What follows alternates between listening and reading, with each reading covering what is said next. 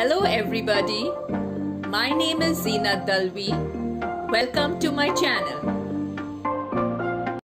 Today's subject is History, Class 6. We will cover Chapter 1, What, Where, How and When. Finding out what happened. We can find out what happened yesterday by listening to the radio, watching television, or reading a newspaper. We can find out what happened last year, maybe by asking somebody who remembers it. But what about long ago? Well, that is what we will cover in this chapter. What can you know about the past? There are several things we can find out, like the food habits, what people ate, the clothing, the kind of clothes they wore, shelter, the houses in which they lived. We can find out about the lives of people following different occupations like hunters, herders, farmers, rulers, merchants, priests, craft persons, artists, musicians, and scientists. We can also find out about children, the games they played, the stories they heard, the plays they saw, the songs they sang. So, under what can you know about the past, the important points to remember are the food, clothing, shelter, lives of people following different occupations, and children. The highlighted regions on this map of India are the river Narmada, the Suleiman and Kirthar hills to the northwest, the Garo hills to the northeast, and the Vindhyas in central India, the river Indus and its tributaries, the river Ganga and its tributary called the Son. These are the regions covered under the topic, Where did people live? Where did people live? River Narmada. People lived on the banks of this river for several 100,000 years, and they were skill gatherers and hunters.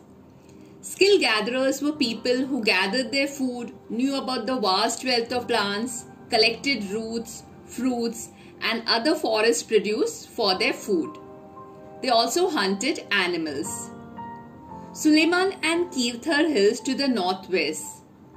Here people first began to grow crops like wheat and barley about 8,000 years ago. They also began rearing animals like sheep, goat and cattle. They lived in villages. Garo hills to the northeast and Vindhyas in central India. Agriculture developed here. Rice was grown to the north of the Vindhyas. So these are the main points to be remembered for these three regions: River Narmada, Suleiman and Kirthar hills, Garo hills, and Vindhyas in central India. We move on to the next region, the river Indus and its tributaries, and the river Ganga and its tributaries. Tributaries are smaller rivers that flow into a larger river. About 4,700 years ago, some of the earliest cities flourished on the banks of river Indus and its tributaries. About 2,500 years ago, cities developed on the banks of the Ganga and its tributaries and along the sea coast. To the south of the river Ganga was the large kingdom of Magadha, built by powerful rulers. The kingdom of Magadha now lies in the state of Bihar. Why did people travel from one part of the subcontinent to the other? South Asia is often called a subcontinent because, although it is smaller than a continent, it is very large and is separated from the rest of Asia by seas, hills, and mountains. In spite of the hills, high mountains, deserts, and seas, people traveled due to various reasons. They traveled in search of livelihood, to escape from natural disasters like floods or droughts, to conquer other lands. Merchants traveled in caravans or ships to buy and sell goods. Religious teachers, they traveled to offer instructions and advice. And then there were some people who were driven by a spirit of adventure. They traveled to discover new and exciting places. These movements of people enriched our cultural traditions. People shared new ways of carving stone, composing music, and even cooking food. Names of the land. Two of the words we often use for a country are India and Bharat. The word India comes from the Indus, called Sindhu in Sanskrit. The Iranians and the Greeks, who came through the northwest about 2,500 years ago, were familiar with the Indus and they called it the Hindos or the Indos.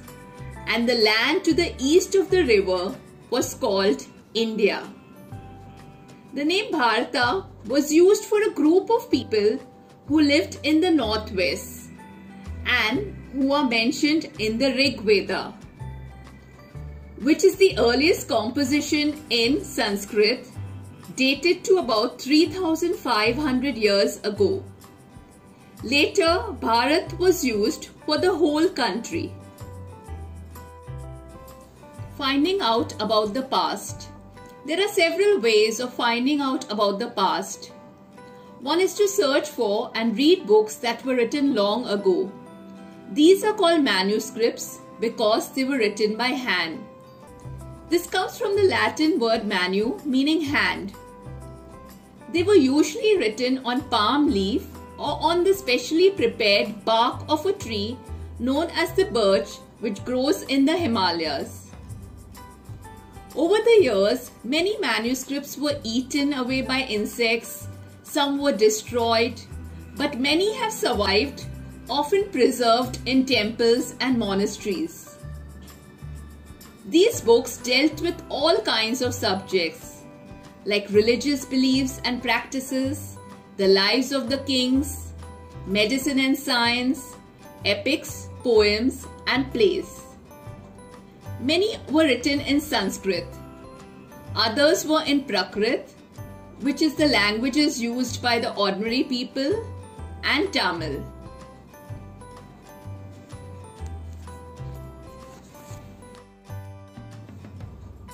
We can also study inscriptions to find out about the past. These are writings on hard surfaces such as stone or metal. Subjects covered, instructions and orders given by the king, lives and occupations of people, achievements of king and queen, records of victories in battles kept by kings. This is a picture of an old inscription which was found in Kandahar, present-day Afghanistan. It dates back to 2,250 years ago. It was inscribed on orders by ruler Ashoka. We use a script when we write anything. It consists of letters or signs. We use a language when we read what is written or speak. This inscription was inscribed in two different scripts and languages, Greek on top and Aramaic below, which were used in this area.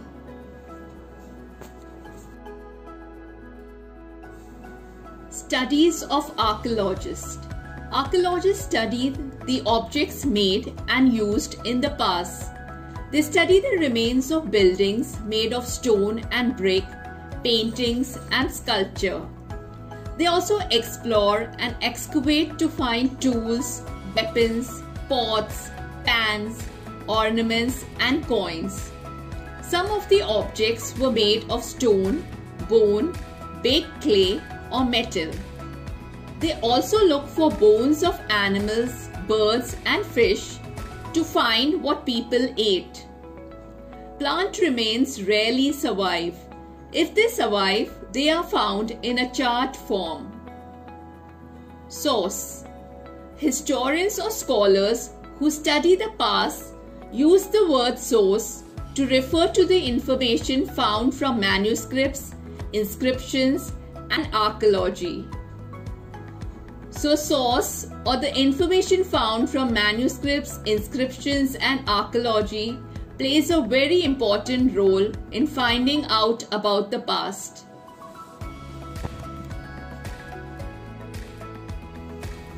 One past or many. The word past is used in the plural form to draw attention to the fact that the past was different for different groups of people. The lives of herders or farmers were different from the lives of kings and queens. The lives of merchants was different from those of craft persons. People followed different customs and practices in different parts of the country. For example, people living in the Andaman Islands got their own food by fishing, hunting, and collecting forest produce, whereas people living in the cities depended on others for supplies of food. A great deal is known about the lives of kings and battles they fought, as they kept records of their victories. Ordinary people like hunters, fishing folk, gatherers, farmers, or herders did not keep such records of what they did. What do dates mean? Year 2000 means 2000 years after the birth of Christ. BC, before Christ. All dates before the birth of Christ are counted backwards and usually have the letter BC. AD, Latin word Anno Domini, meaning in the year of our Lord Christ. CE, Common Era instead of AD. BCE, before Common Era instead of BC. We use these terms because the Christian era is now used in most countries of the world. BP, before present, is used sometimes. All inscriptions contain both scripts and languages. Scholars understand what was inscribed through a process of decipherment. Decipherment refers to the process of decoding the meaning of written texts, especially anciently written and not discovered or known texts. The chapter ends giving us details of an inscription found at Rosetta. Rosetta is a town on the north coast of Egypt, where there were kings and queens about 5,000 years ago. And here an inscribed stone was found. It contained inscriptions in 3 different languages and scripts, Greek and 2 forms of Egyptian.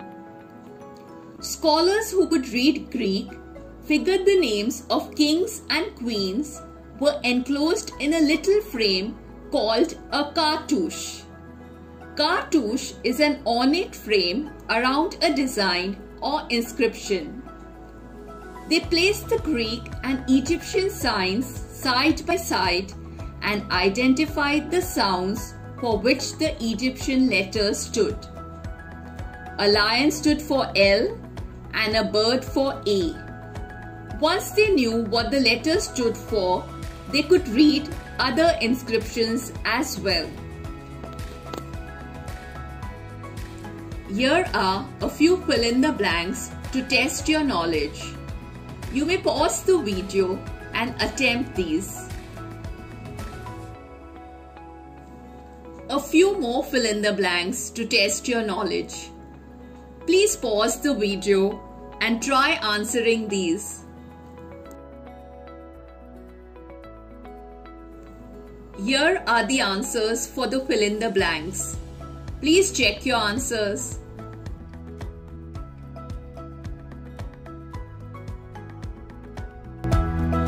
this video was helpful. Thanks for watching. Do like, share and subscribe my channel. Thank you. Bye and take care.